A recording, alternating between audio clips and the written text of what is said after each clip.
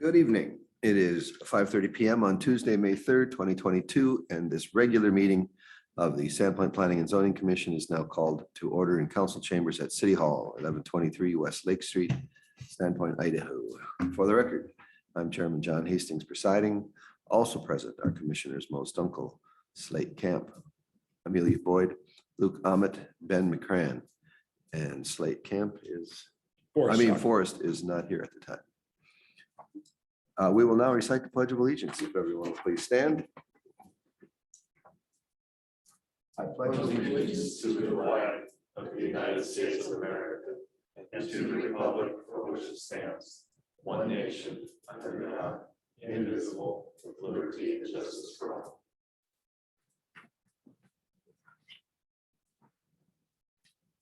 Are there any general announcements from the commissioners? City staff?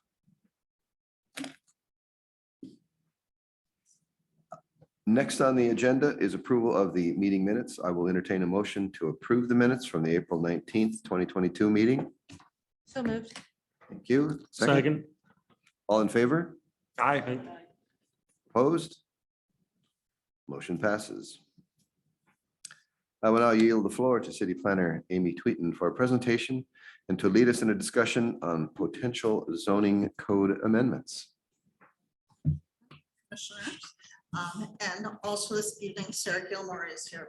Some of the things that we will be discussing, she is very well versed in.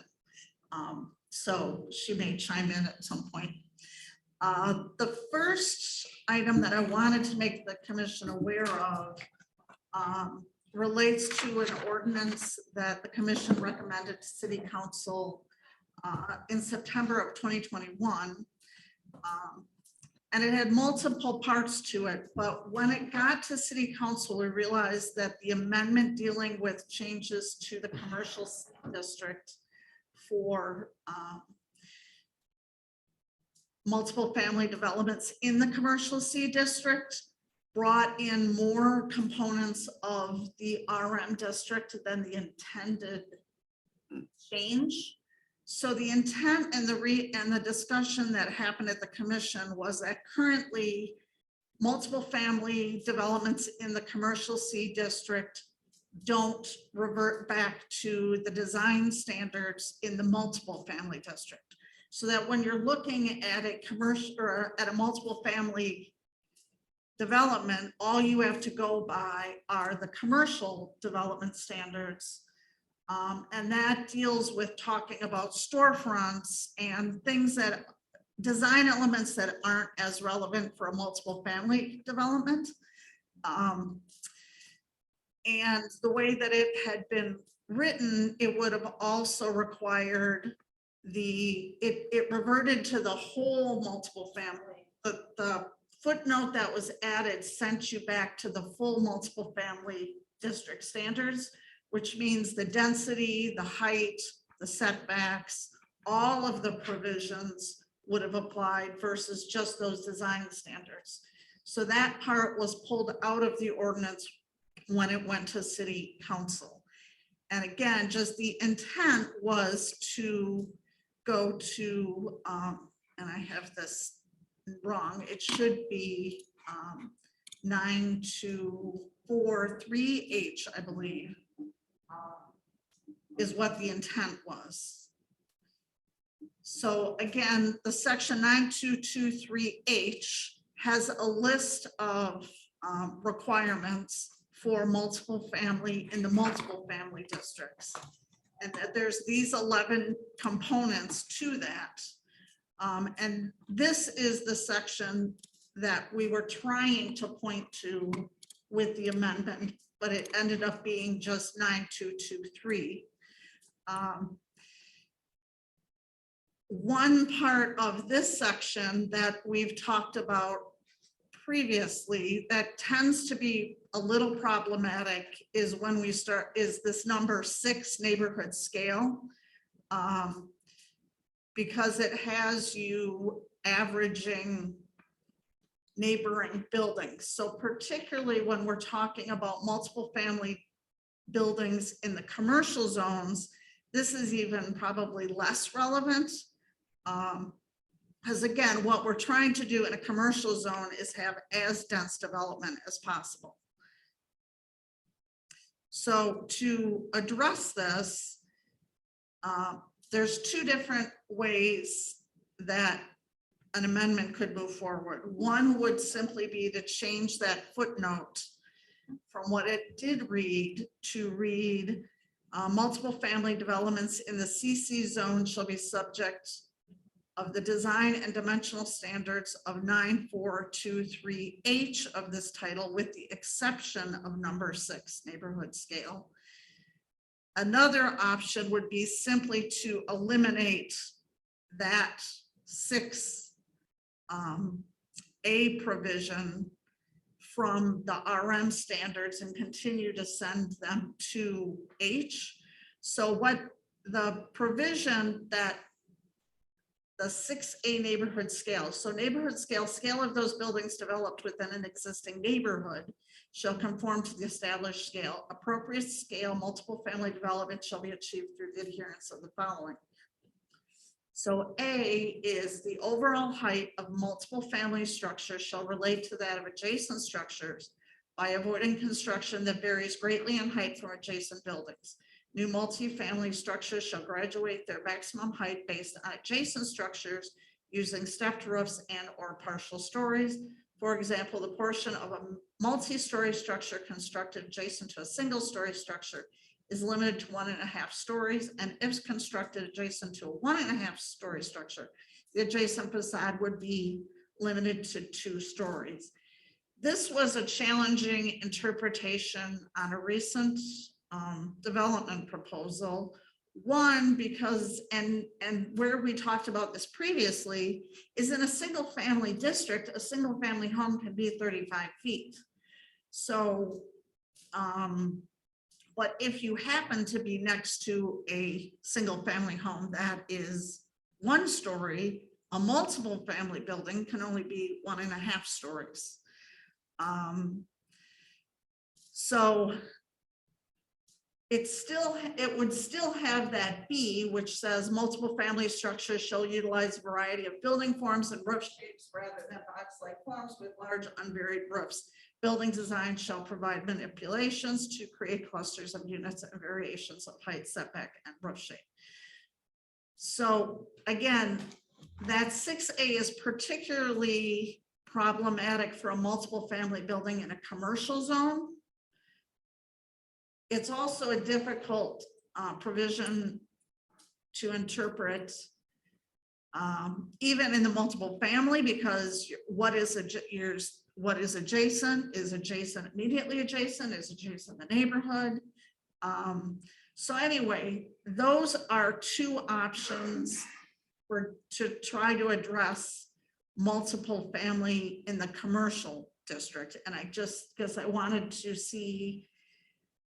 get input from the commission. Is your preference just to address the residential in commercial districts, or should we try to address the 6A neighborhood scale part of the code sooner than later? So what's the intent? Like, what are we trying to accomplish? Is it trying to accomplish somebody from building a 6-story building in the middle of single-story structures? Like, what are we trying to guide the development here? Well, the intent of the change was because in commercial zones, buildings have different setbacks, different height than in residential zones. And so the intent is if you have a multiple family building in a commercial zone, it should be allowed to be more dense. We don't have, in the commercial district, you wouldn't have a per unit, in the residential districts, you have to have so many square foot and then you get so many additional units. So there's a density calculation. In the commercial district, we want a building form, but we don't care how many units are inside, as long as you can provide the parking, you have the setbacks. Because again, it's commercial.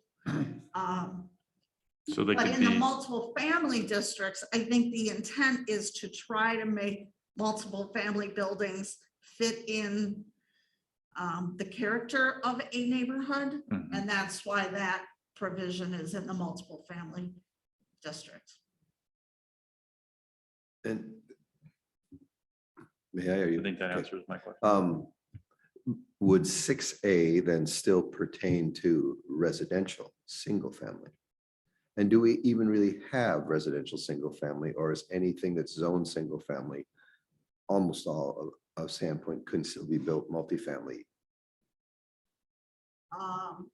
Well, I would say the majority of our multiple family zones Mhm. are single and two, the majority of structures in the multiple family districts are single family dwellings. Correct. Yeah. Yes. So. Do we have something that is exclusively residential, single family? Yes, we have that district. But yes, that's a we do. relatively small area because most of the city, even if it is built as single family, it is zoned as residential, single or multi. Is that accurate? Yes. Correct. Gotcha. Because the issues we've had with several of the things that have come before us is single family homes, it's zoned for multifamily. And, on a practical scale, it's like nobody wants to see a 3-story building, which is kind of the practical limitation next to all single families. Mhm.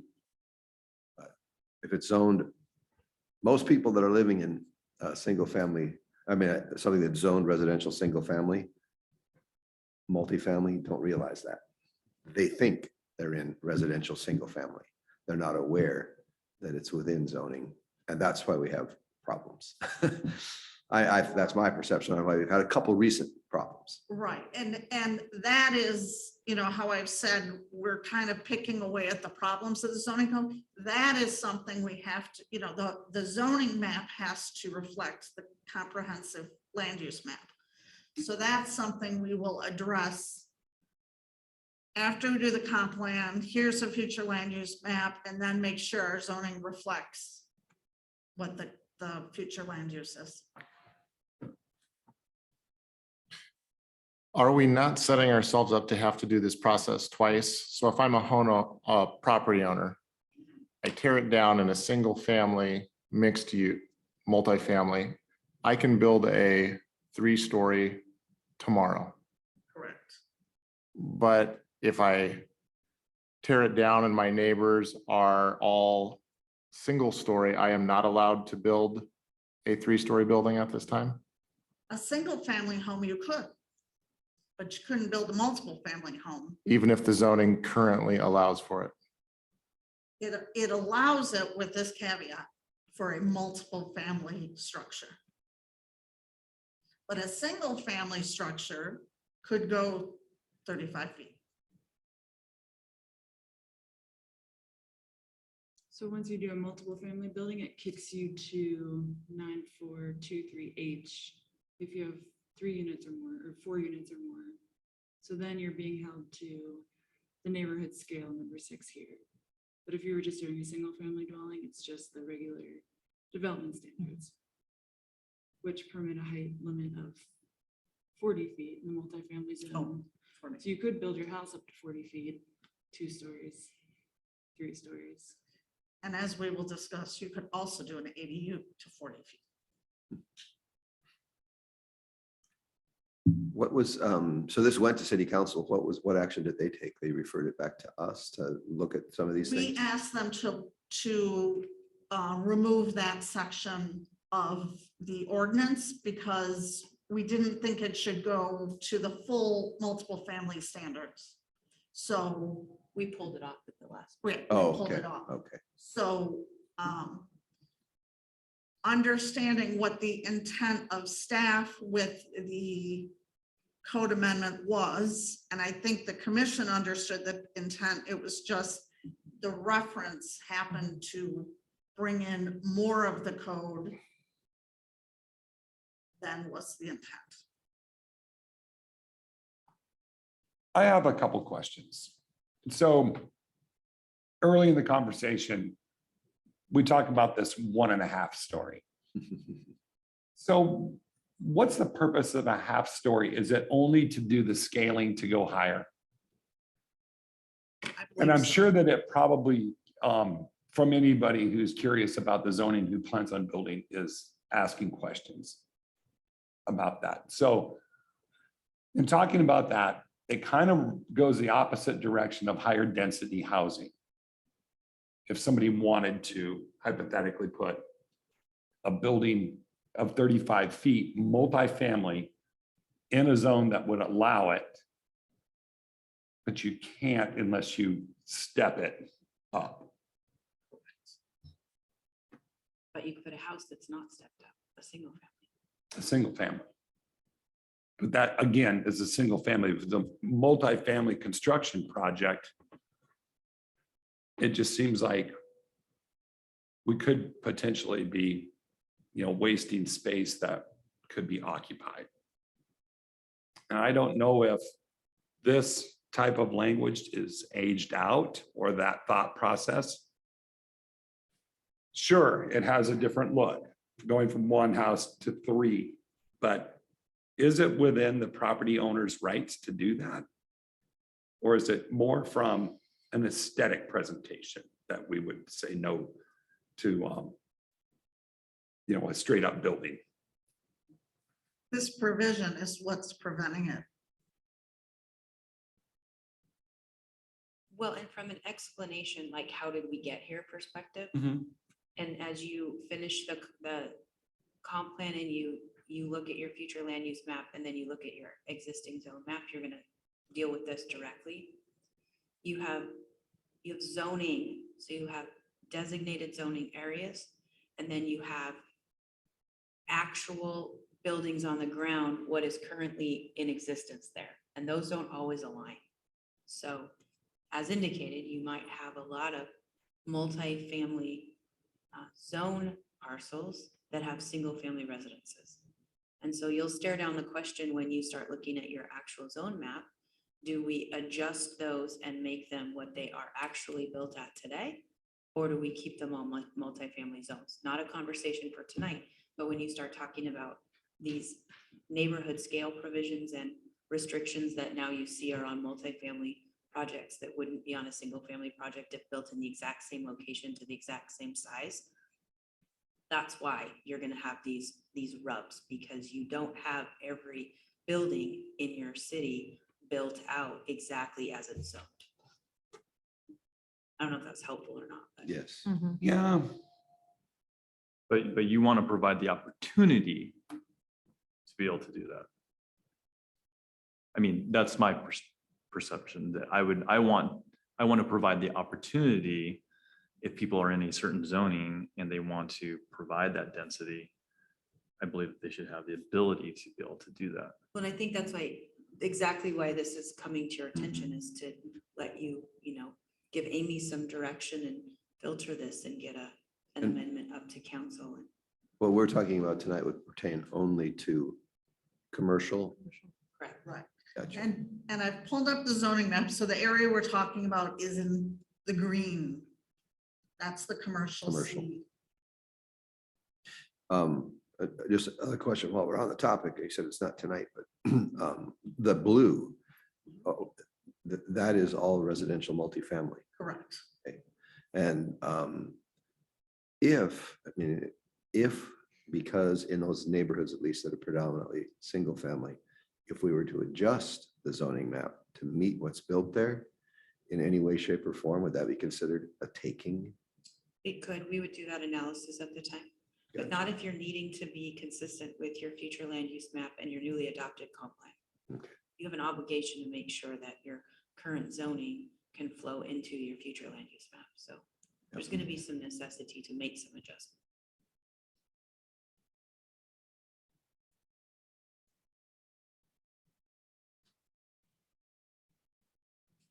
So Amy, I guess maybe I'm a little confused on the proposed language.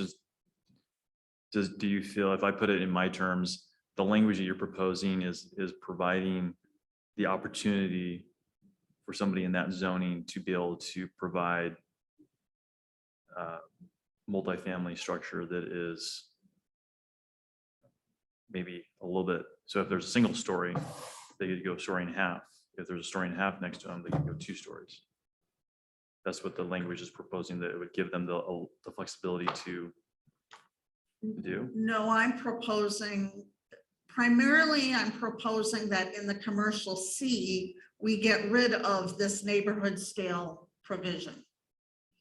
But So you- they- But if they the That's what you're commission- proposing. That's what I'm proposing. So they But if wouldn't the have to match commission it. wanted to take it a step further and just remove it from the RM standard, that would be another option. Tonight. You would give Tonight's us discussion direction, we only, would come correct? back with the Tonight is language. discussion only, yeah, not an action item. But the primary issue we're trying to deal with would be option 1 language. And that would be the most conservative change, because that would only be changing it at this point in the commercial district. Right. It's just giving more opportunity for multifamily in what is currently zoned commercial. Correct. Yeah. Mhm. Actually, not so much giving more opportunity, making what gets built follow the multiple family design standards. Rather than commercial. So how do you look at this from the typical retail with multifamily space over the top of retail? You have ground floor retail space with apartments over the top. In the commercial C district, you don't have to have ground floor commercial. In the commercial A and B, you do have to have non-residential on the ground floor. But what if you wanted to do residential over the top of commercial? You Retail. could, You could. yes. You just aren't required to have that first floor non-residential. Right. And tonight's proposal is not encumbered by the 1.5 stories. It's not a factor in what you were suggesting. It's proposing that that part of H get removed. If it moves forward to go to the residential design standards in the C district, we would say with the exception of number 6 neighborhood scale. And at, So that 1.5 would not apply in the commercial districts. and at a future meeting, you would bring us that proposal, and that's when we would, Right, yeah. Make we an would- action We item would on have it in ordinance language and it would come back to you, gotcha, or we could draft it and then if then you want to schedule public hearing, that would be sure. gotcha.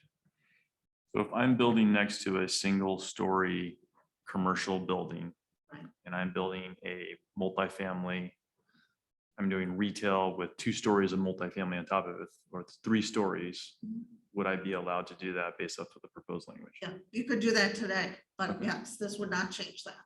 Okay.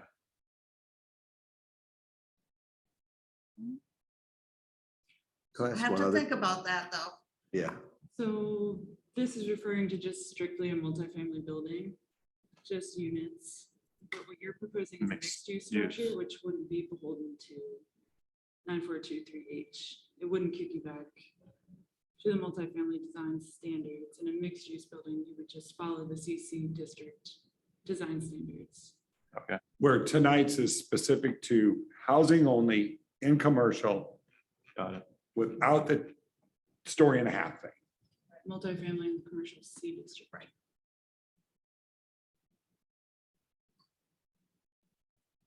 Do you have any idea how much vacant land in that area? We probably don't. Just- It's inevitable. Somebody asks that question almost every time we have a Yep. discussion. Well, about once a year, I ask about industrial Yeah. general. Yeah. See where that's going. We have a current land Land use use study. study being done right now, so we'll know. So no, I don't have an answer for you. That's fine. I think option 2 is the correct way to go. I think option 2, make just taking it out altogether, out of multiple family. Yeah, because I think it opens it, thinking ahead, I think that helps us to hopefully start dealing with the same question in the non-multifamily area, in the residential areas. Because I feel like we've seen stuff come before us where the neighborhood scale has been something that the neighborhood, well, usually the feedback from the neighborhood is they have a lot of leverage with that. And I know I'm talking about something different, but it has never really made sense to me that the property owner has lost some of their rights to use of their property in theory, because the neighbor or neighborhood has built, 100 years ago or 50 years ago to just single story. Then if somebody does want to increase the density, there's a big limitation on it, especially based on the size of the properties that are available. So I think, like I said, I'm thinking ahead on that, but I think the neighborhood scale thing is really, really restrictive in all areas. So yeah, I think any way we can remove it is good. And I would fall on the other side of that argument. Just because I think if you're sitting in a nice little residential neighborhood, you have some rights to maintain that nice little residential neighborhood. And if it's all single stories, your neighborhood is going to change dramatically when one of these much larger, completely not neighborhood scale. That's one of the downsides to the whole thing, is neighborhood scale is not precisely defined. There's a bit of subjectivity to it. But if someone decides to build that large multifamily in the middle of single family, they are taking away the rights of their neighbors. But they'll To have to have privacy- a- to they'll have to have privacy. a large piece of property though, in a single family to make that. Pardon? They'd have to have a pretty large piece of property in a single family to. No, they wouldn't. Could be one family, one single family could be torn down and a 3-story apartment building go up. But this is just some semantics. I mean. I know. Well, we don't have to go deep down that hole, because that's maybe a different issue. But because if we're talking, well, it's not a different issue. Depends on if we're looking at option 1 or 2. Because option 1, if we're talking just commercial, then our discussion we're having is moot. But if we're looking at option 2, then it probably is part of that. I think that if you're a landowner in a area that's zoned for the opportunity to have multifamily, then that's something you've got to deal with as a landowner. Like, I'm in a area where I know there's a potential somebody could put up a 3-story building next to me. I mean, that's come up several times, and I know that it was a recommendation early on in this process several years ago that the zoning needed to change. Yeah. Because these people that are living in completely single-family neighborhoods have no idea right. Yeah, that they're zoned multifamily. Yeah. But these options are the same. The only difference is that you can refer to number 6A because it's there. So it's just saying that you have the standard with the exception of number 6. And then option 2 is just eliminating number 6. Well, So but it's saying what properties does it apply to? All commercial or also residential, or also it just, multi? well, this is just for the commercial C zone, correct? That's what option 1 Tonight's is. topic. That's what option 1 is. Yeah.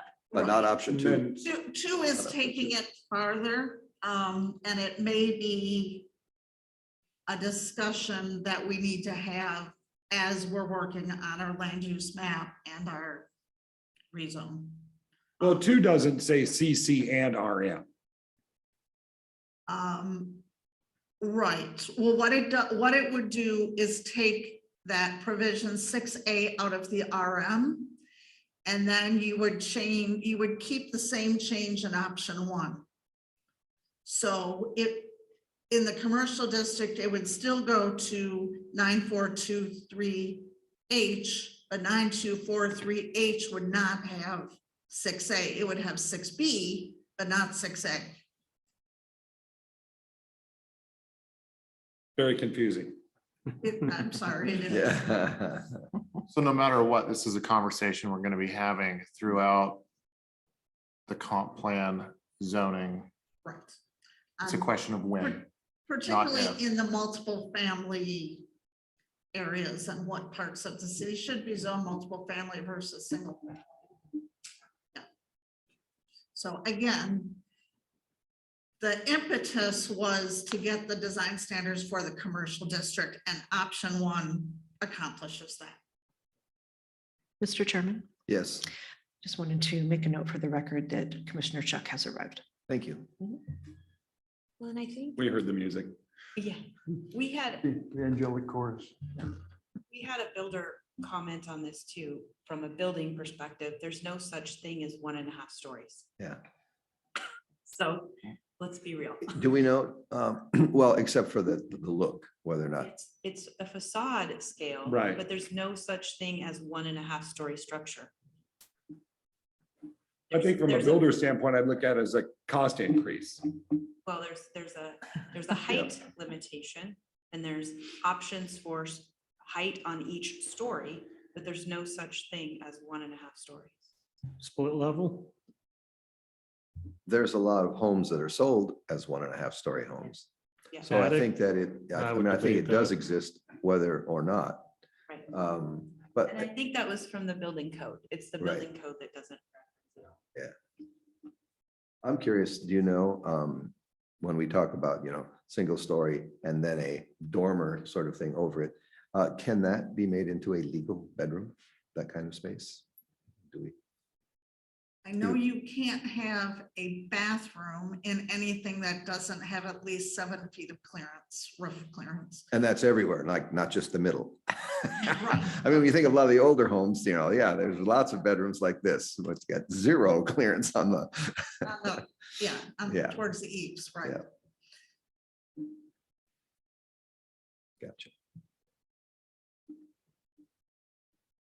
So do we have to decide on anything or vote?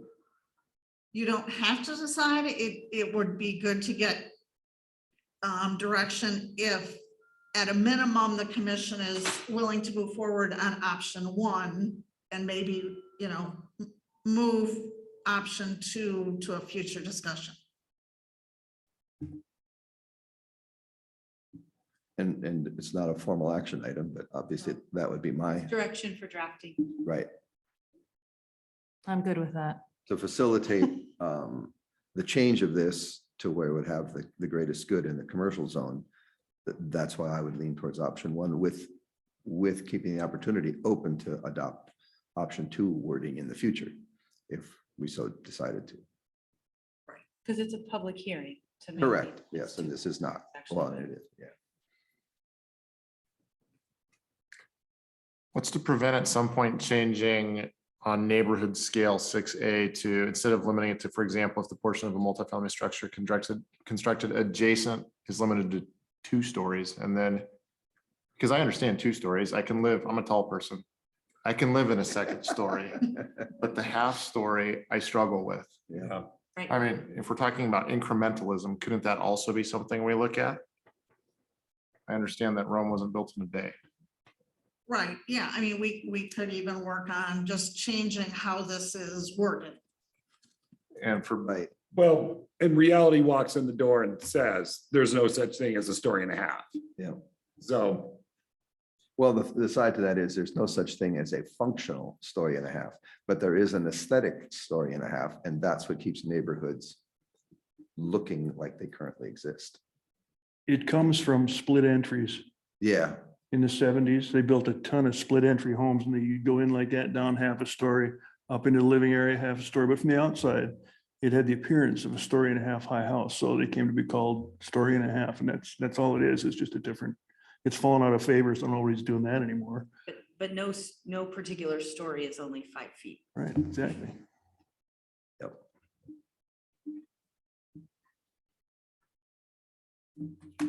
So what are we all? Option 1 at this time with option 2 consideration in the future? Yes. Opposed? Sounds good. Okay. yeah, Agreed. Thank you. Certainly, thank you. All right, now we are on to the discussion of accessory structures. So we are looking, and we may not get direction on all of these, but we're going to start the discussion tonight. Probably have you think about it, go out in the community, look at, accessory structures around, and we'll continue the discussion. But some of the things we're looking for, is what is the intent of an accessory structure being behind a primary dwelling? Should detached accessory buildings of any kind be required to be in a rear yard? Or is the intent that they're just set back from the front plane of the principal structure? What is the appropriate setback for accessory structures when principal buildings must be at least 15 feet, 20 feet front, 5-foot side, and 15-foot rear? Should non-conforming accessory structures be required to come into compliance with setbacks once you add living space? Should we have consistent setbacks for accessory structures, garages, and ADUs? Does this, and then what's included in that setback? Eaves, stairs, trellises, whatever. And at what point should we require a record of survey to confirm property lines when someone is applying for a building permit? So first, some definitions. First is accessory building or use, a subordinate building or use which is located on the same parcel on which the main building or use is situated and which is reasonably necessary and incidental to the conduct of the primary use of such building or to the main use. Accessory dwelling unit is a habitable living unit added to, created within, or detached from a single family dwelling that provides basic requirements for living, sleeping, eating, cooking, and sanitation. And then a private garage is an accessory building for the storage of not more than 3 motor vehicles, of which not more than 1 shall be a commercial vehicle of not more than 2 tons capacity. That's very specific. This is current, that is You're current. using your garages for anything but storing vehicles, you're in violation. Well, is the intent of that to prevent, Log and truck out of your right, garage. that the intent is to prevent residential space from being used as commercial space, correct? Yeah. Using your garage as a business, Right, perhaps. correct, right. yep. Although if you fall into the provision of home business, you may be okay. But, okay. So building height in residential zones. In single family zone, it's 35 feet above the average elevation of the finished grade at the front of the buildings. And then there are just the exceptions of chimneys, flagpoles, just minor exceptions, but they can't be more than 5 feet above. And then in the multiple family zone, no structure shall exceed a height of 40 feet. So now getting into the accessory dwelling regulations, 915. And what's bolded in black is that an accessory building may not be located nearer than 5 feet to any interior lot line and not nearer than 5 feet to the rear lot line. So this is an illustration of that provision.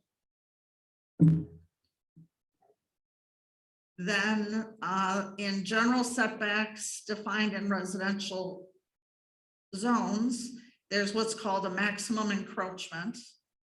And no part of any structure shall encroach within 15 feet of the front property line, 3 feet of the side property lines, and 10 feet of the rear property line. Detached garages may encroach on side and rear setbacks up to the maximum encroachment. Detached garages are subject to additional requirements. So here's the location of a garage using that maximum encroachment setback of 3 feet on the side. And then they are 10 feet from the rear. So the prior diagram had it sitting 5 feet from the rear. Right, Right. because That was this in is, because we have a provision that says accessory buildings Yep. are 5 and 5. But detached garages Oh, I get you. That's. are gotcha. different. And it gets better. I understand. So garage setbacks defined in the residential zones. Wow. The side and rear setbacks in the residential single family zone, detached garages are allowed in the side and rear building setbacks if all of the following are met. The garage is set back at least 25 feet from the front lot line. And if on a corner or alley accessible lot, it may be constructed 1 foot from the flanking street or alley lot line. So this is now saying detached garage. This is a detached garage that is a foot from the property line because it's 25 feet back from the front property line. Now it's saying it can be 1 foot from the lot line and 1 foot from the alley or from both lot lines. Most of those places in Sandpoint where we have alleys, are they formally surveyed or are a lot of them just informal alleys? They all show up on the parcel. So they're platted alleys. They are. The alleys are platted everywhere. Okay. So this design on the side seems a little extreme when you start pulling in the 70-30 rule. And then if your neighbor does it, now you've got 2 feet between your building and his building. On the You alley, could fit your fence between there as long as it's not the post. and on the alley, not opposed to the 1 foot. I think the language has been changed in planning and zoning from if you have 60%, if you want to build a garage, there was like, if 60% of the houses in your block border the alley, then you used to be able to do the same thing. It's somewhere buried in here. So I think last April, the code was amended and that was removed. Okay, So that 40% of your neighbors on your block have it, then you can do it too. So that was removed. I think that was an accessory building provisions. was it removed through here? I would assume so. So we'll In April, last April. I believe. I don't remember. April. Not ringing a bell to me. Last April 2020. all right. So we're going to get to that, those questions. Hang on. There's lots to discuss here. Okay, so these are those 3 examples Side by side. side by side. So the one is showing, and again, some places they're called accessory buildings, some places are called garages, some detached garages, and some places they're accessory dwelling units.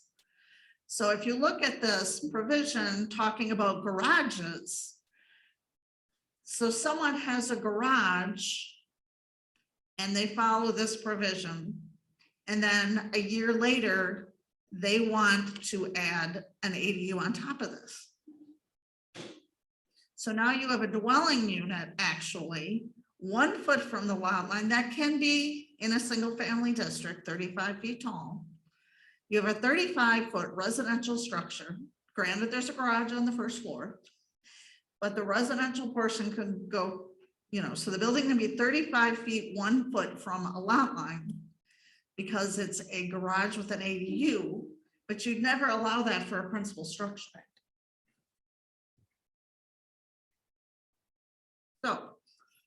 So you're looking for a universal solution.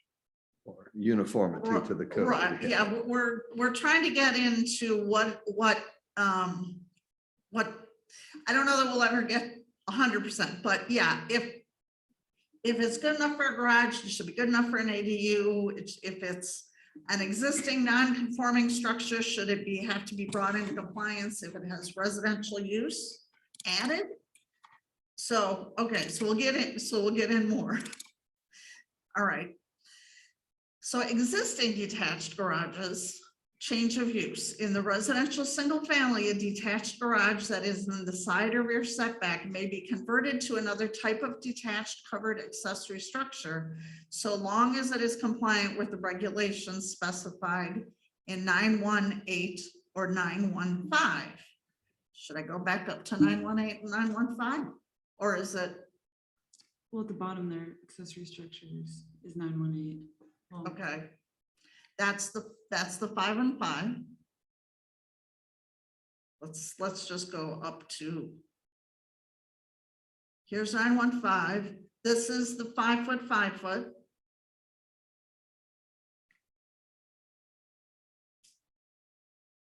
So we have 918. Well, Oh. So I don't think we have it in totality, but 918. It was. I'm out there just one quick second. This is general.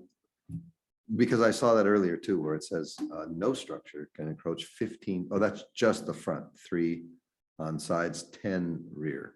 Thank you. Trying to keep my numbers straight. And that says that's all structures. Okay, so, so again, this is change of use. So there it's saying you can't change your use unless you're 5 and 5. If you're rebuilding a detached garage that is non-conforming due to its location in a setback, may be rebuilt on the footprint of the existing foundation if the garage was originally constructed legally. So part of the reason that this is more and more of an issue is because people are maximizing their properties. So we have situations where someone has, maybe it's a shed, you would call it, but they're saying it's a garage. It's a, maybe, you know, maybe it's an old wood structure. We're not even sure if it has a foundation. So we're not gonna have records whether it was legally constructed, but they want to build right back on the same footprint. Again, a 2-story ADU. And if, you know, we have to determine whether it was constructed legally or not. So it's just another challenging interpretation. And So the fact that you looked for, did they pull building permits and you can't Right. find them does not necessarily mean it was illegal. It just means we don't have a record or what. Well, there could be lots of situations where you don't have a record, because what happens is people, again, it's what one would call a shed, not really a garage. But they're saying it's existing legal non-conforming.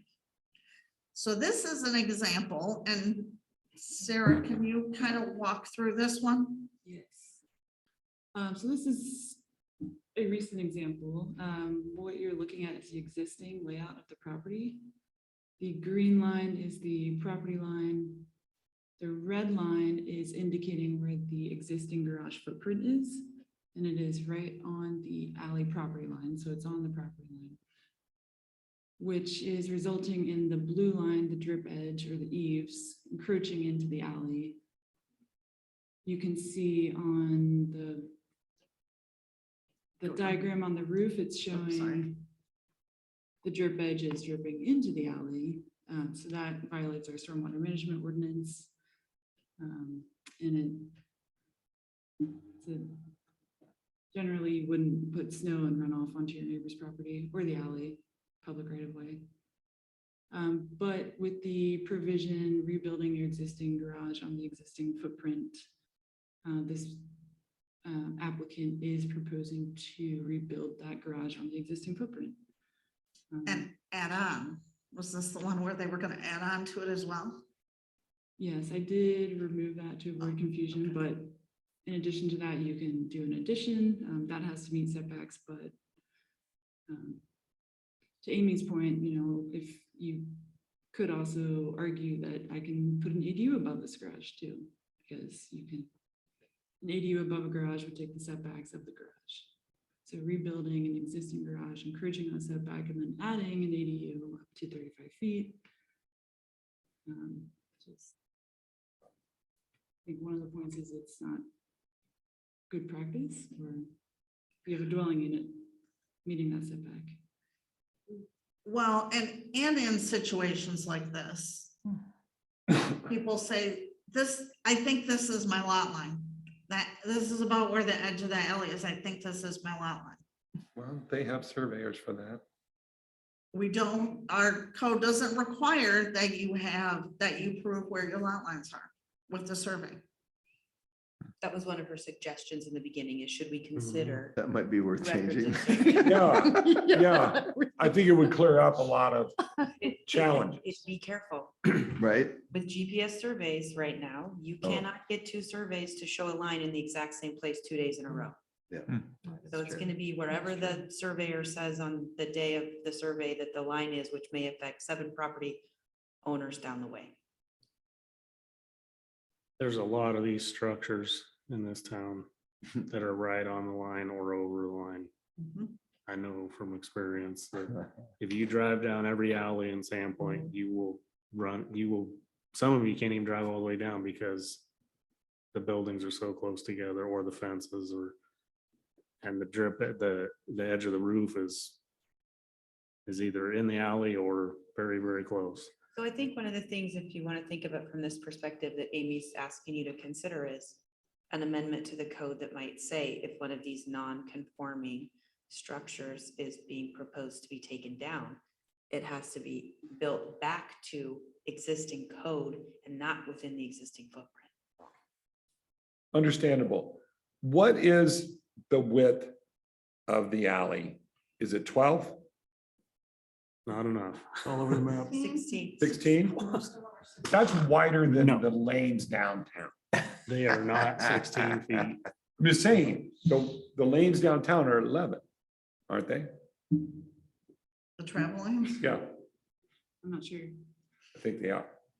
One way. Yeah, One way, 22 overall. Right. So in between the bump outs. So now we're 5 feet wider on alley than we are in the street in town.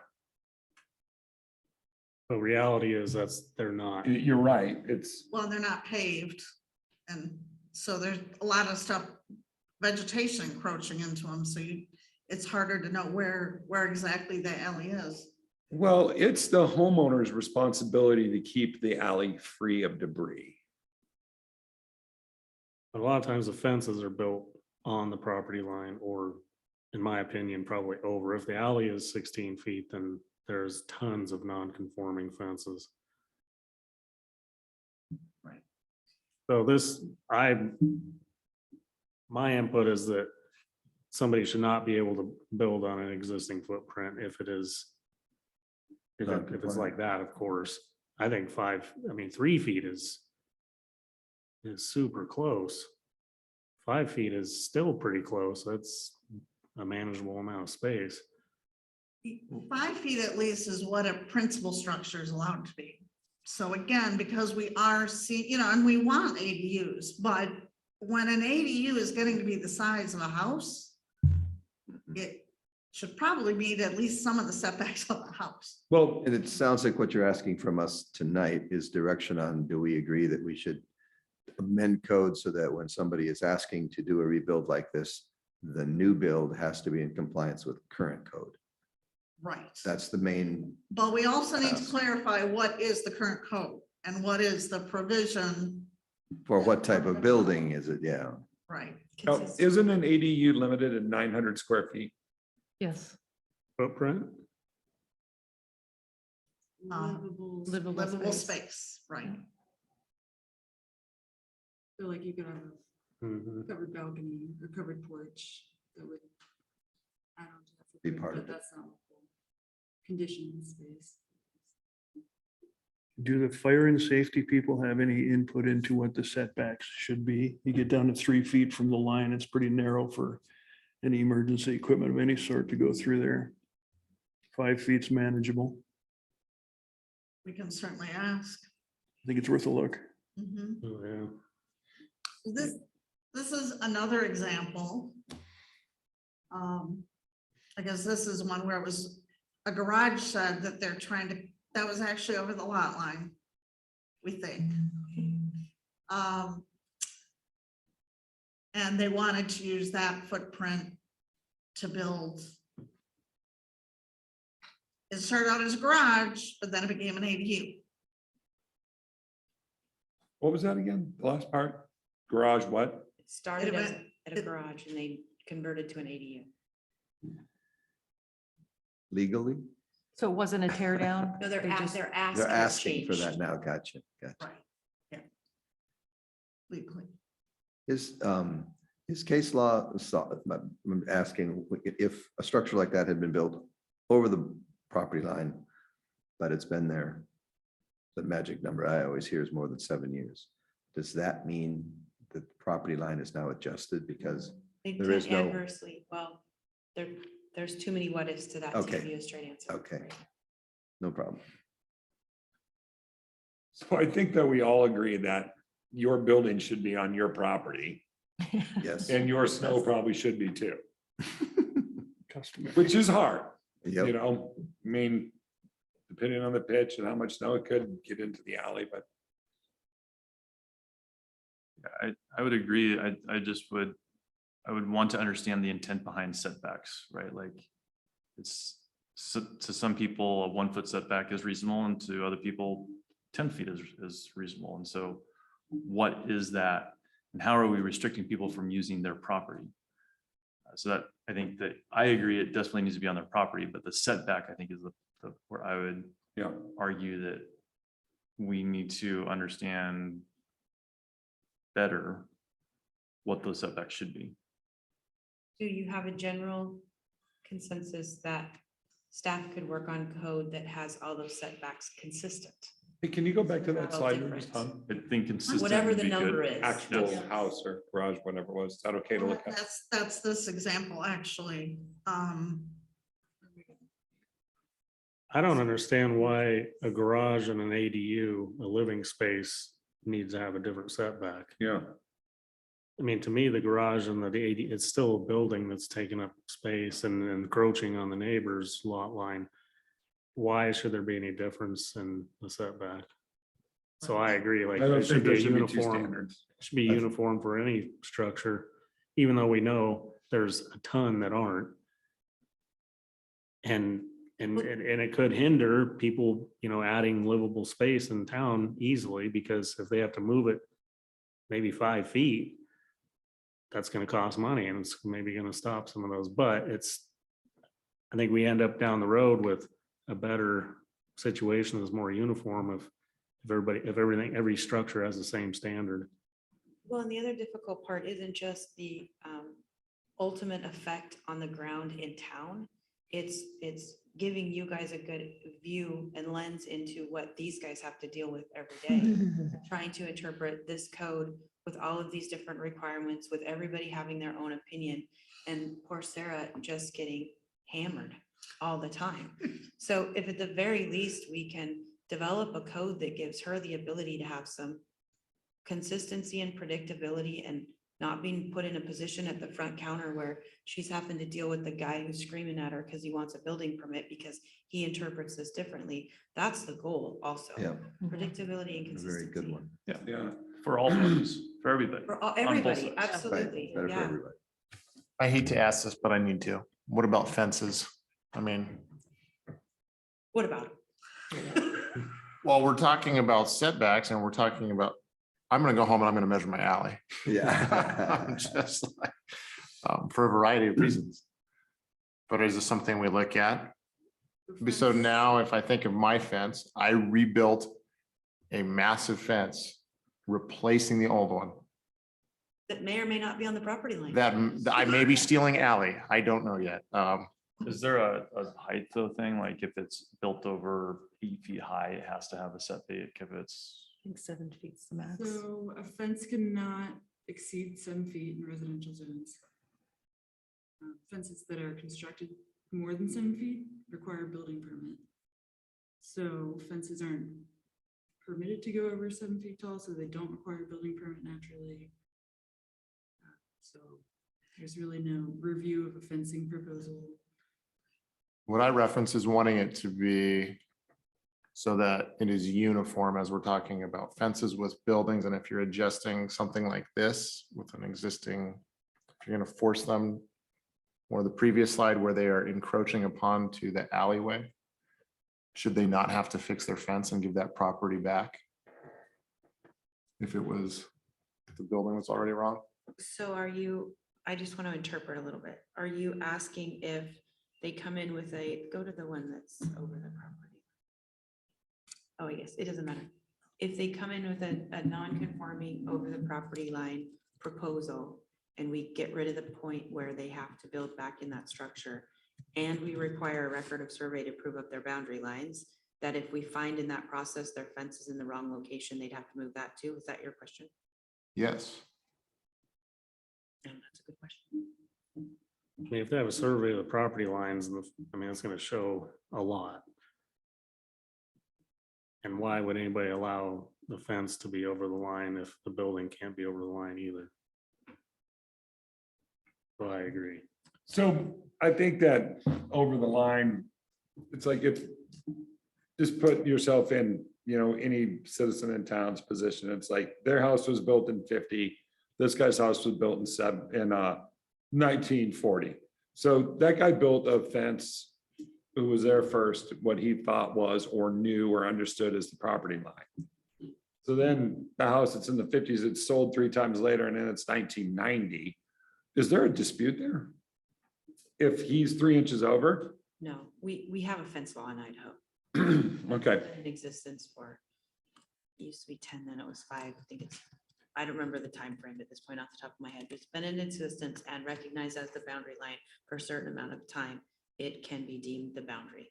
The question at that point becomes if you have a record of survey that shows that the fence is not on the boundary line, cleaning that up in public record, which is not our job. And we're not in the business of cleaning up everybody's okay. public records. I just But it's wanted to know if I possible it should can start be. an argument with my neighbor tonight. No. I'm just kidding. But if you came in and Armed with new modified the information. fence, I don't have a Would you situation be- at all there. if you came in and modified it, would you be required to put it in the right spot? You're required to put it exactly where it was before if you want to claim that the boundary line is where the fence has been for a certain period of time. That's your freebie for the night. There you go. Now we're I have getting a- deep. Yeah, that's super. I have a fun. question for staff. Possession. Would it be, when we look at the existing hodgepodge of setbacks, would it be, would you prefer to see it one setback, whether or not it's somebody's gonna be living in it? As opposed to now, we've got one for just a garage and one for an accessory dwelling unit. One for accessory building. Right. Correct. And I can see some justification for the difference between an occupied, residential structure versus non-residential structure because of privacy to neighbors. But in your opinions, is it better if it's one number for everything? That would be easiest. That's the perfect world. But we still have some more, we still have some more questions. So I'm gonna skip through this, but this is an example of a garage that was like over the lot line, got moved off the lot line, but it's still very, very close. That Very doesn't look like it's on close. and that's not on an alley, is it? That's like on a street. That's isn't on the it? street, yeah. All right, so this is a provision, another one, talking about detached accessory dwelling units, so ADUs. The setback, detached accessory dwelling units above a permitted garage will be calculated based on the setbacks for detached garages. In all other cases, the accessory dwelling unit must be at least situated behind the primary dwelling. All accessory dwelling units shall comply with the setbacks for accessory structures required by the base zoning district in which it is located. So the term behind is not defined. And then detached garages may encroach on side and rear yard setbacks up to the maximum encroachment. Remember, up above, we said that maximum encroachment can get you a foot from the lot line. So this is where it's saying a detached ADU above a garage can be 1 foot from the lot line. But so on that, we've highlighted this term behind because most of the time we're dealing with setbacks, yards. This is a new term that doesn't come up anywhere else. So what we're trying to understand is what is the intent of that? So on the left is a house with a detached garage and or ADU, and it is clearly in the rear yard and it is behind the house. And the one on the right, it is, it's behind the front plane of the house, but it is not behind the whole house. It's not in the rear yard. So throughout this, there's language about allowing detached buildings to be in the rear or rear yard setbacks. So that, there's encroachments. They never say you can encroach on a front yard setback or in a front yard. And there's a provision that says if your garage is 25 feet from the front property line, then you're allowed to be 1 foot from the side property line. But this term behind is something we're just trying to understand what is the intent. Is it they have to be fully behind the structure in the rear yard, or is behind meaning not in front of the principal structure or in the front yard? And I don't know if you have an answer, but looking at these two drawings, One is clearly behind. Yeah, the left one. is Well, the behind. right one is too. Bring it up, yeah. The right one is behind. As long as they meet setbacks, why does it matter? I would agree. What about a corner lot or a double fronting lot? So if they're meeting the setbacks, well, if you look at either one of these could be corner lots. So the right and bottom lines could be the two streets. Mhm. But yeah, again, as long as the detached structure or the accessory structure isn't in front of the principal structure, is it technically behind the principal structure? And a couple solutions. One, we could define the distance behind the front of the house, right? We could say it has to be at least 10, 15 feet, whatever we think it is, just so that it's not up as close as the one on the right looks. Or there could be some other definition where it has to be half the width of the house to, I'm just throwing that out. There's another solution, but it could be defined as some number again, so that it doesn't look like it's another primary residence. So people know this is an accessory dwelling unit Like at least half the depth of the house or something. Yep. based on the primary off the front structure. of the house of the primary residence. Well, I would think the illustration on the right, that the garage and the house would have to be 10 feet apart, just like house to house. Between the two. Do they Yeah. now? Do they now have to do that? Unless they have. Well, it's a already setback wall. on a lot is 5 feet to the side of the house, so 5 feet to the other side, so 10 feet. Well, and if you think of the one on the right, say that it's a corner lot. And the house fronts the street to the right. That garage truly is behind Yep. the house. Yes. Now, we do have something in the code too that talks about that there needs to be a front door, Yes. correct? So we've got that anchoring what is front and back. If it goes off the front door, although the exceptions are if you have like wraparound porches or something where this might be the front of the house, but the front door is on the side because you have a wraparound porch. And whatever the address is the front of the house, right? I think we should have a zone that requires an address is clearly visible from the street. Speaking of the man who delivers flowers on a regular basis. You would be amazed at the number of homes that have no address on them that's visible from anywhere. Does an ADU have a separate address? No, That's I've never that's a thought fire about that. code requirement. I think. I was just Twin joking. numbers. Yeah, I think it is a requirement. So is behind, are we set on having it say behind?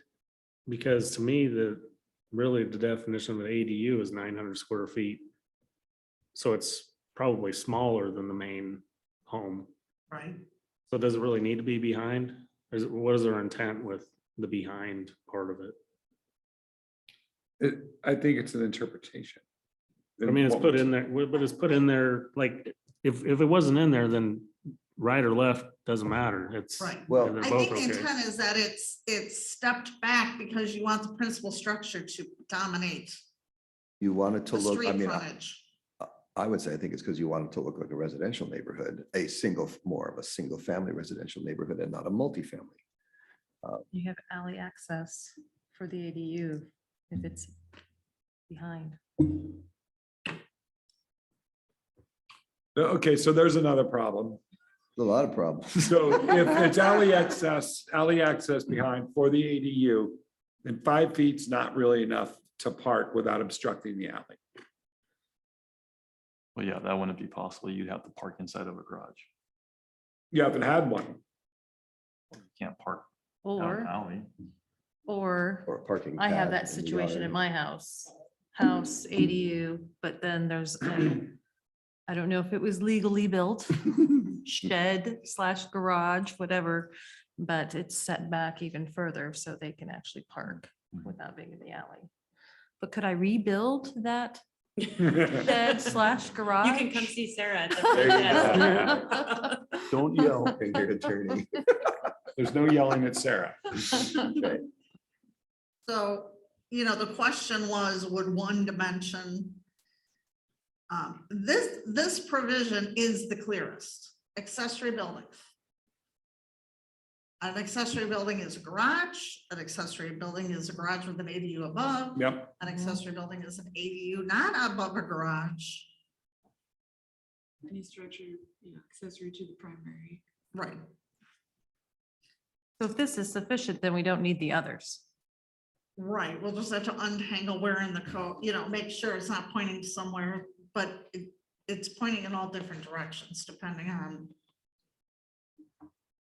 How your many- situation. How many situations? And if I hear the commission correctly, a non-conforming structure, so say someone is a shed, or say they have a garage, that's 3 feet from the alley, but they want to rebuild it and add an ADU on top.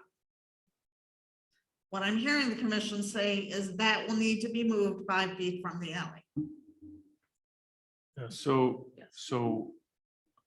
5 feet's a number. What does that represent? I mean, why 5 feet? Why not 3 feet? Why not 2 feet? Why not 1 foot? Like, as long as it's within the property, why shouldn't they have the ability to do what they need to do? It's their property, right? 5 feet, because that is the side yard setback of the primary structure. So for a house, that was envisioned as the minimum setback to not negatively impact your neighbor. So if you have a house and you have 5 feet, and you have 5 feet, and then you have a house. So that's just for that consistency with the principal structure side yard setback, I think is what would make staying with 5 feet. I think that that's a good clarification that should be put in there somewhere that says that 5 feet has been deemed the reasonable distance that you do not negatively impact neighbors, right? Because people are going to question, well, why 5 feet? Right, yeah. Why not? Right. Why not 3 feet? Why not 2 feet? So it's normally 15 if the primary structure was set back. That has to be 15 feet from the rear lot line, right? She was talking about side. Yeah, but what I'm saying is the 5 foot from the alley or from the back line is a pretty big, it's being pretty gracious. It's 10 feet more than what it would normally be if it was a primary structure. So 5 is like super nice, I think. I mean, that's the minimum. I don't know why it would ever be anything less than that. I think the 5 and 5 simplifies everything and, mitigates the multiple choice, scenarios that play out day to day for you. And then let's say 10 years down the line, somebody just has a garage and it's 25 by 25, it's 5 in, it's 5 back. And they want to turn it into an ADU. They take a roof off it, they add a story, and it fits the current stuff now, or ADU was 1 foot. Either way. I think it makes sense. So I agree that the one thing I just make sure that we're clear on is eaves. Do we have a number that says eaves can encroach 18 inches into the setback, something like that? There is, Was some. but it was a foot. Is it 12 inches? Eaves can encroach to 3 feet from the lot line for a principal house. So you're 5 foot, That's two, that could be a 2 foot eve. right? And what is it for an ADU currently? Is it different for an ADU currently? Eaves encroaching? So the eaves encroaching up to the maximum encroachment is referenced in the setbacks for primary structures, but it doesn't explicitly mention eave setbacks for ADUs or accessory structures or garages, which is why if you are rebuilding your garage, garage, maybe it's. Right. one Do you foot think it property should? line. Do you think we should include that? Encroachment for, Oops. yeah, Yeah, I think to avoid. To be runoff. consistent, right. yeah. And to avoid confusion with the public who wants to build something. So what's the number? 3 feet. 3 feet, eaves can encroach up to 3 feet from the property line. From the For primary property line. structures. So you could, in this scenario, for 5 foot, you could have a 2-foot eve. Yeah, it should be uniform with primary or ADU, I think. And was deck space under that same kind of encroachment, or was that different?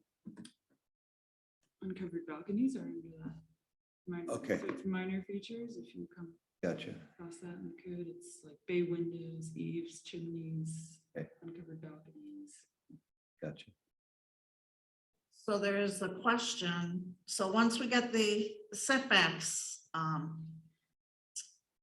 what are the allowable encroachments? So we talked about eaves, but what about exterior stairs up to a second floor ADU? Should that be within the 5 feet? Should that be 5 feet setback? If you're doing it for the purpose of a neighbor's privacy, why would you not maintain the neighbor's privacy? And that's done in the 5 feet. Mhm. So the stairway, because again, those are gonna have to have footers. Great It's a pretty point. solid structure. Yeah, Those would have to, if you have a structure, stairs, it's the stairs that have to meet the 5 foot setback. The entire structure. Oh, well, because the So then you stairs could has a be- landing, so that's, gonna have runoff as well. So I would think so, within the 5. so then your stairs, if you want to utilize the space, would go up the interior side of the wall. Correct. No. Yeah. Like that. Unless you set it back farther from the alley, then. Yeah. conceal Well, yeah, it. then you'd be at 8 feet and giving up. Well, I mean, Mhm. I guess that would be a personal choice. If you want to give up space rather than run your stairs on the interior side of the lot or the building.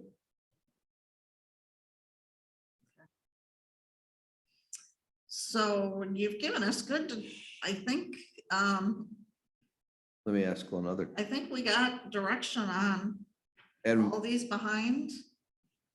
Setback. Non-conforming structures, if they want to rebuild or add on, need to be brought into setbacks. Mhm. Yes. Okay. Stairs would have to be within the setback or would be outside the setback. Eaves could encroach up to 3 feet, 2 feet, 2 foot eaves. It's a 3 2 feet foot from the eve. lot line. 3 foot from the lot line. Consistent with the primary. Mhm. And then proving to us that you actually know where your lot line is. Where are we on that one? I think you can Sarah make At it- this point, that the surveyors are gonna, but there's a cost and there's a time delay when you are Yep. gonna require everyone to do a survey. But I suppose it could be how defined it is already. It's like if you buy a lot that, has an old house on it and maybe the house on the right and left are the same, maybe you can't define where it is, like in a neighborhood that's active with fences, et cetera, you pretty much know. Everybody's built out to the edges. So that's an easy one. Outside of getting a survey, it'd probably take you a long time to get a survey right now. well, the other thing we have is, people will access GIS and think that that is a Oh, yeah. survey quality picture, which it is not. Way off.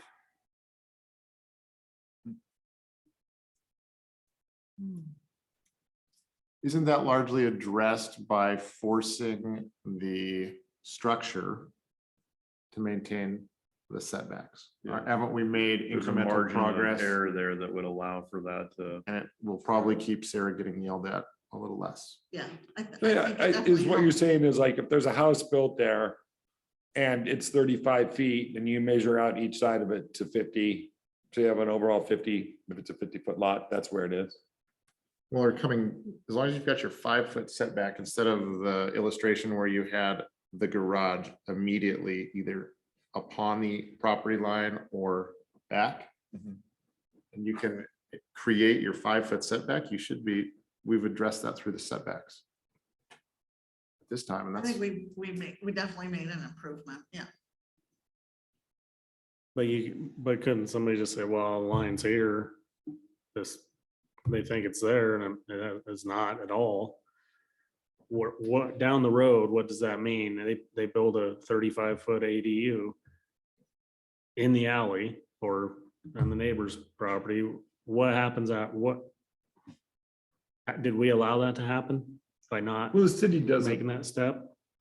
Again, when we get an application, we have to, if they're telling us these are their lot lines, we have to accept these are their lot lines. We're not gonna go out and confirm because that then puts the liability on us. But you do a check down in the construction project. You inspect the foundation area, the foundation, the shear, you do all of that. So at some point there, a perceived infraction could be detected. So if you're going out there before they pour, and you say, the inspector says, well, you're not 5 feet from the line, you gotta move that in a foot. But how do they know where the line is? I mean, if the city won't know either. And trust me, just because there's a fence or even a building or a road, that means nothing about where the line is or a sidewalk or anything. It's people build and put roads on other people's property every single day. that's partially the responsibility of the adjacent property owners to maintain their private property rights. But but down the road, if somebody just says, well, I'm gonna build it here and they build it, they're gonna get away with it, right?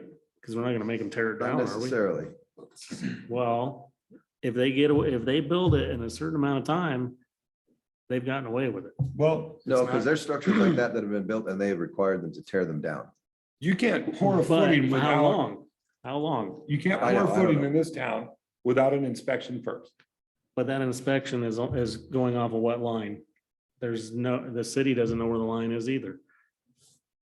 Do you? So what if you scaled this? And you said, I mean, it's $1 threshold, right? Because when you submit for a building permit, don't you have to put a $1 threshold to your improvement? Yeah. So if someone's building a $5,000 garage, okay, you're building a $100,000 ADU. Get a little more skin in the game there. You probably want to get it right. So I don't know if there's a $1 threshold, right? If your building permit cost is over $10,000 and you need to provide a survey of record. How do you scale that, right? Like the magnitude of the impact. Well, we do that with like sewer line extension inspections or sidewalk improvements, stuff like that. So that we already have that type of thing that could be added, right? Well, I don't know, the permit itself is a legal document. So if it has language in there about that, infractions, taking exceptions, overstepping boundaries, penalty. I haven't filled out a permit in a long time. But I would think that it's almost like a disclosure statement, it's a legal agreement. Well, we could do a disclaimer that says on the building permit that says the city's not taking any responsibility for location of the boundary line. It is exclusively relying on the representation of the applicant as to the location of the boundary line. That. Yeah. But it's not- Make a note, revised permit.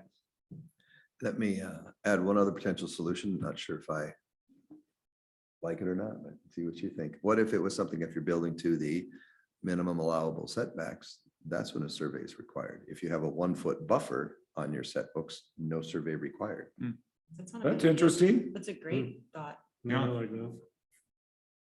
Because So you're saying if you build 6 feet versus 5 feet, you don't have to do a survey? Correct. Mhm. a little bit of a buffer. Because the people that we're worried about are the people that are gonna push the limit. Yeah, They're gonna build it it's a great point. 4.5. That's still squishy. Save you a grand too. There's always going to be some. There's gonna be some squish. But it should perhaps potentially eliminate some.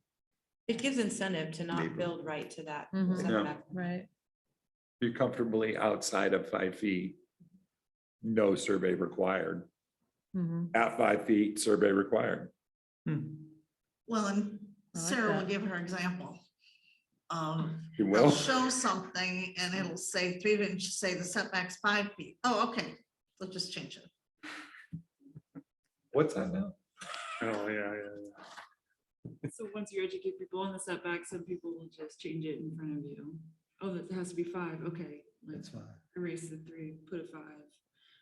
With the Does same, that work? On their site plan. Yeah, that works. It's not a high level of confidence that you. if I may, as long as we're on accessory dwelling units, when we moved from 600 to 900 square feet, right now the 600 still says, We're at 900. yes, but it's 900. I know the house across the street from me, I'm looking. It says 1 bedroom. Is it now, it maintains at 900 square feet? I think so. Yes, it does. Still supposed to just be 1 bedroom.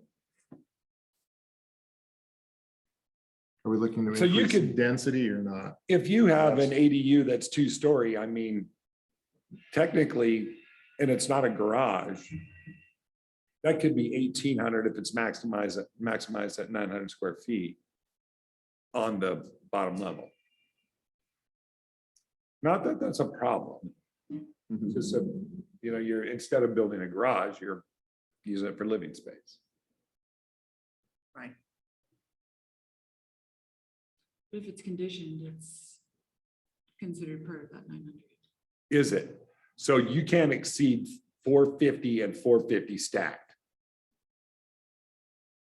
450 square feet on the bottom, 450 on the next level, Conditioned space, livable space. livable, habitable, conditioned. Okay. Heated, cooled.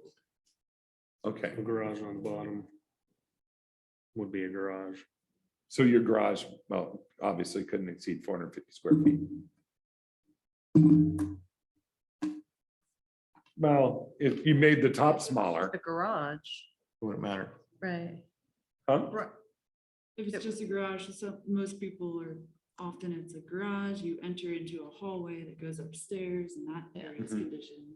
But your garage is closed off into unconditioned space where you park your vehicle, but you open a door into a. People have unheated garages? I do. How do you stay warm in there? Get my car really fast. So back to the stairway counts towards the livable conditioned space. Right.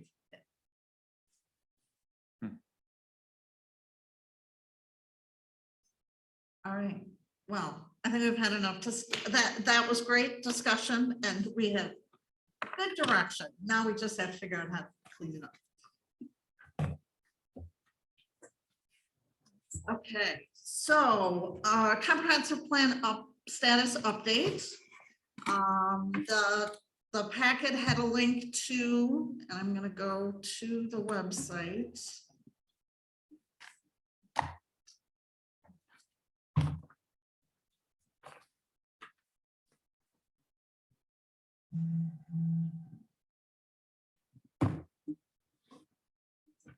Story map.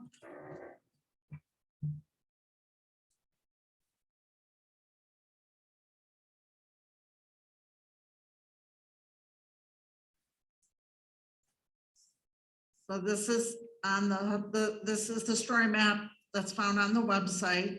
And so we've updated this to show what our anticipated moving forward timeframe is.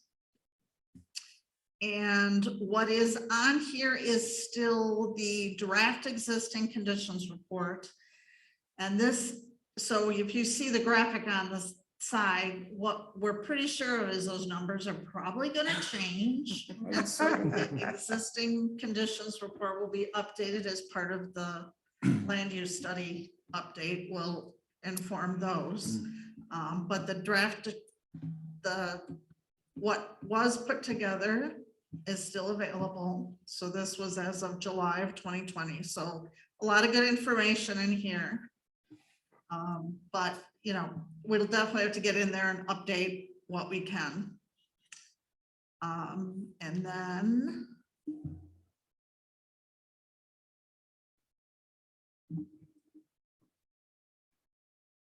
Oh, I gotta stop sharing.